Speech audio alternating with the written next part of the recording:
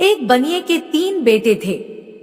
एक बार जब बनिया बीमार पड़ा तो उसने तीनों लड़कों को बुलाकर पूछा कि तुम लोग क्या करना पसंद करोगे, किस तरह की जिंदगी बिताओगे। बड़े लड़के ने कहा कि मैं तो दुकान से ही गुजारा कर लूंगा। छोटा बोला कोई अच्छा सा व्यापार कर लूंगा। और जो सबसे छोटा था जानी वह बोला मैं तो चोरी कर लूंगा। एक बार कहीं अच्छे से चोरी कर ली तो वर्षों तक कुछ करने की जरूरत नहीं पड़ेगी। तब उसके पिता ने कहा कि चोरी करने के लिए दिमाग की भी जरूरत होती है। तब जानी ने कहा दिमाग तो मेरे पास बहुत है, आप चाहो तो मेरी परीक्षा ले सकते हो। तब उसके पिता ने कहा तुम्हें दिल्ली जाकर अकबर बादशाह का घोड़ा चुराना होगा, पिछले दिनों काबुल से मंगाया गया है। यदि 1 हफ्ते के अंदर तुम घोड़े को ले आए तो मुझे विश्वास हो जाएगा कि तुम्हारे में दिमाग की कमी नहीं है।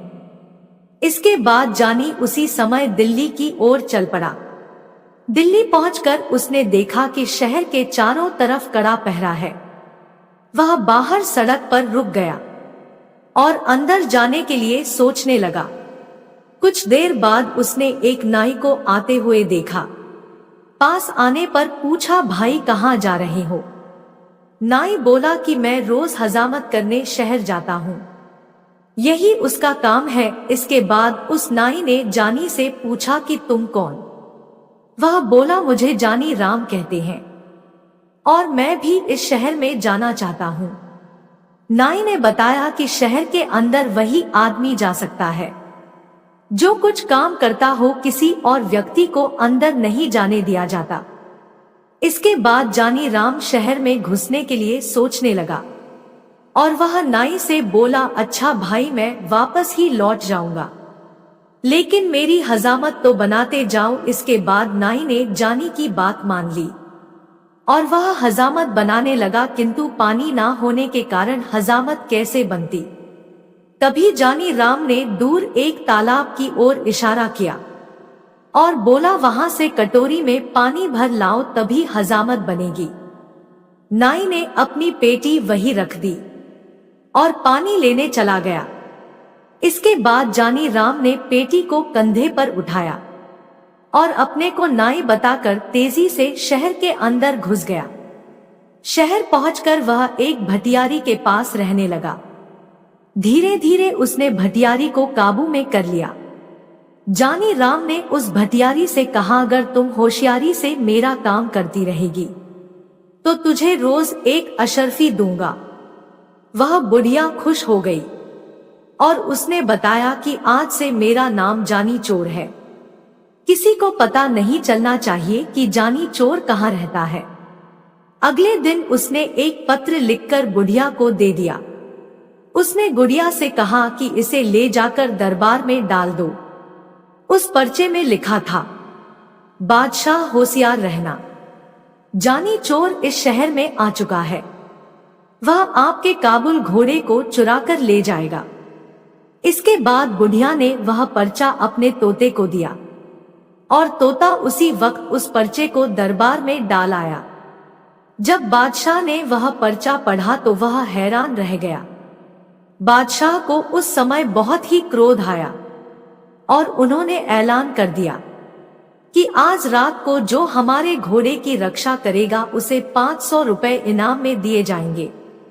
यह बात सुनकर एक सुनार दरबार में पहुंचा और घोड़े की रखवाली का काम ले लिया। इसके बाद बुढ़िया से जानी चोर को जब यह पता चला कि सुनार ने घोड़े की रखवाली की जिम्मेदारी ली है तो उन्होंने बुढ़िया से पूछा सुनार के घर में और कौन कौन है। उस बुढ़िया ने बताया कि उसके माता पिता भाई बहन सभी हैं। उसका एक लड़का जवान है जो नौकरी करने विदेश गया है और कई वर्षों से घर नहीं लौटा। इसके बाद जानी चोर खुश होकर बुढ़िया से बोला कि अब काम बन जाएगा। तुम लोहा, पीतल और गिलट के कुछ टुकड़े जमा कर उसकी एक पोटली बना लो, बाहर से सुंदर रेशमी कपड़ा लपेट देना। बुढ़िया ने वैसा ही किया। शाम के वक्त जानी चोर ने पोटली बगल में रखी और सुनार के घर जा पहुंचा। घर पर उस समय सुनार की घरवाली और उसके लड़के की बहू थी। जानी चोर ने दरवाजा खटखटाया और मां को पुकारा। सुनार की घरवाली बूढ़ी हो चुकी थी, उसे आंखों से साफ साफ दिखाई भी नहीं देता था। जानी चोर की आवाज को अपने बेटे की आवाज समझकर वह बुढ़िया उठ गई और उसने अपनी बहू को भी उठा दिया। इसके बाद उस बुढ़िया ने जानी चोर को अपना बेटा समझकर गले लगाया और बोली, अब तो तेरी आवाज, रंग रूप सब कुछ बदल गया है। इसके बाद जानी चोर ने कहा, 12 वर्ष में तो तुम भी बदली बदली सी लग रही हो माँ। पास में बहू घूंघट निकाले खड़ी थी। जानी चोर ने पिता के बारे में पूछा। तब सुनार की घरवाली ने उसे बताया कि वह आज बादशाह के घोड़े की सुरक्षा के लिए पहरे पर गए हैं, क्योंकि शहर में जानी चोर आया हुआ है। वह घोड़ा चुराना चाहता है। रात में उस बहू ने उसे अच्छा भोजन कराया। माँ अपने कमरे में सो गई। वह भी बहू के साथ कोठे पर जा पहुंचा। देर तक उन दोनों में बातचीत होती रही। अंत में बहू ने पूछा अपने माता पिता के लिए, तुम बहुत सारे रुपए लेकर आए होंगे, मेरे लिए भी कुछ लाए हो? जानी चोर मुस्कुराया और पोटली को दिखाते हुए बोला, इस बार तुम्हारे लिए बहुत कुछ लाया हूं। उन चीजों से भी बढ़कर है जो कि तुम अपने मायके से लाती हो। जानी चोर उस बहू से बोला कि मैं देखना चाहता हूं कि वह चीज इन चीजों के मुकाबले की है भी या नहीं। इसके बाद बहू बहुत ही प्रसन्न हुई और उसने अपने सारे जेवर लाकर रख दिए। तभी उसे याद आया कि मैं अपना नौलखा हार तो लाई ही नहीं, वह दूसरे कोठे पर रखा है, मैं अभी लेकर आती हूँ। जब वह हार लेने के लिए वहां से चली गई, तब जानी चोर ने वह सारे जेवर उठाए और चारदीवारी से कूदकर वहां से फरार हो गया। जानी चोर ने सारे आभूषण लाकर उस भटियारी को सौंप दिए। अगले दिन जब घर लौटने पर सुनार को इस बात का पता चला तो उसे बहुत ही दुख हुआ। उस सुनार को यह विश्वास हो गया कि यह काम केवल जानी चोर का ही है। सुनार ने सारी कहानी बादशाह को सुनाई और बादशाह यह सुनकर आश्चर्यचकित हो गया और उसने कहा कि वह चोर ही नहीं बल्कि दिमाग से भी तेज है। इसके बाद बादशाह को अपने घोड़े की चिंता होने लगी कि अब घोड़े की रक्षा कैसे की जाए। दूसरे दिन फिर दरबार में चिट्ठी आ गई थी और उसमें भी घोड़े को चुराने की बात लिखी थी। इसके बाद बादशाह ने घोड़े की रक्षा के लिए इनाम की राशि 500 रुपए से बढ़ाकर 1000 रुपए कर दी, परंतु घोड़े की रखवाली के लिए कोई भी तैयार नहीं हुआ। लोग सोचने लगे कि इनाम के चक्कर में कई घर का माल ना चला जाए, किंतु शहर के कोतवाल से नहीं रहा गया। जानी चोर ने भटियारी से फिर पता लगाया, इस बार पहरे पर कौन है? तब उस भटियारी ने कहा, कोतवाल साहब आए हैं। जानी चोर ने दुल्हन जैसे कपड़े पहन लिए और एक थाली में धूप बत्ती जलाकर मंदिर की ओर चल पड़ा। वह कोतवाल साहब की ओर निकल पड़ा। रात के समय में एक सुंदर स्त्री को अपने पास से गुजरते हुए देखा। तब कोतवाल साहब ने कहा कि इस आधी रात में किसकी पूजा करने आई हो? जानी चोर घूंघट निकालकर बोला, ठाकुर जी की पूजा करने आई हूँ। इसके बाद कोतवाल साहब ने कहा, तुम ठाकुर की पूजा करने चली हो, जबकि ठाकुर खुद तुम्हारी पूजा करना चाहता है। तब जानी चोर ने कहा, तो चलो वहां मंदिर में चलकर पूजा करना। ठाकुर खुशी से उछल पड़ा और अपने घोड़े को साथ लेकर मंदिर में चला आया। उसने घोड़े को बाहर बांध दिया। हथकड़ी, बेड़ियां और बंदूक लेकर औरत के साथ मंदिर के आंगन में चला गया। जानी चोरनी जब कोतवाल से उन बेड़ियों के बारे में पूछा तो कोतवाल ने कहा कि यह डाकुओं के आभूषण है। तब जानी चोर ने कहा कि मैं यह पहन कर देखना चाहती हूँ। तब कोतवाल ने कहा कि मैं तुम्हें यह पहन कर दिखाता हूँ, तुम्हारे नाजुक हाथ इनके लायक नहीं है। इसके बाद उसने अपने हाथों में हथकड़ी और पैरों में बेड़ियां डलवा ली। फिर मुस्कुराता हुआ बोला, देख लिया, इस तरह पहना जाता है, अब इन्हें खोल दो। कोतवाल की बात सुनकर स्त्री जोर से हंसी।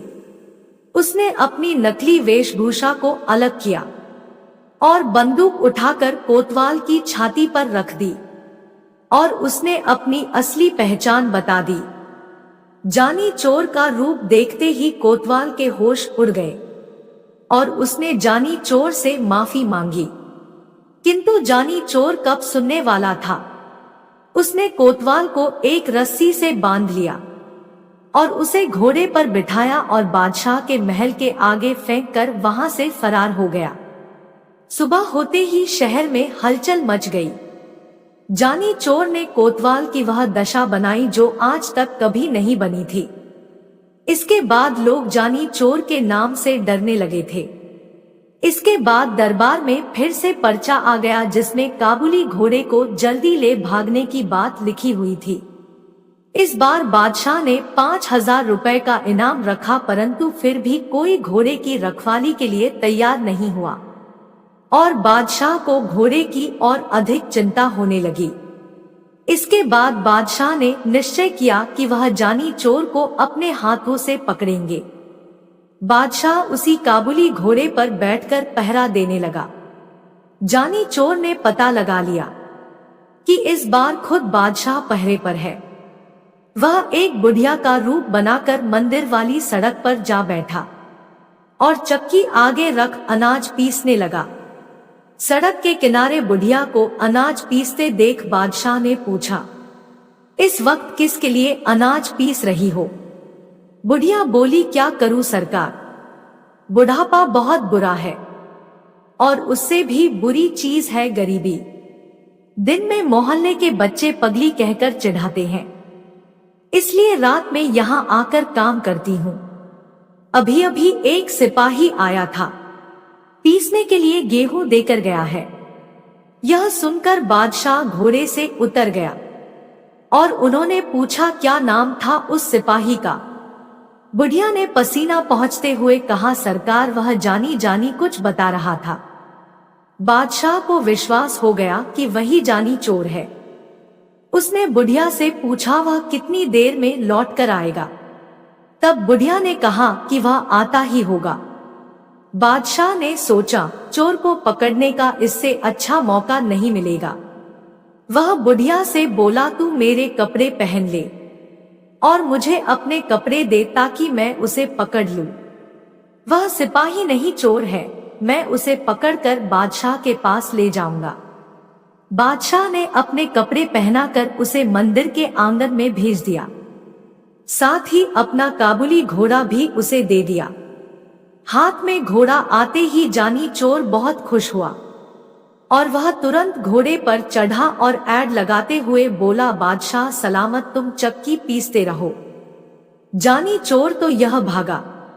जब बादशाह ने जानी चोर की आवाज सुनी तो हैरान रह गया। उनके हाथ से चक्की छूट गई और बोले, वाह रे जानी चोर, तू तो अक्ल का भी बादशाह है। जब जानी चोर बादशाह की पोशाक में घर पहुंचा तो बनिए को विश्वास हो गया। बोला, शाबाश बेटा, अब तू जरूर चोरी कर सकता है, किंतु याद रखना गरीब को कभी परेशान नहीं करना। ईमानदारी और मेहनत से कमाए गए धन पर डाका नहीं डालना और गरीबों की सहायता करने में पीछे नहीं रहना। अब जाकर बादशाह का घोड़ा वापस कर आओ। इसके बाद जानी चोर घोड़ा वापस करने निकल पड़ा।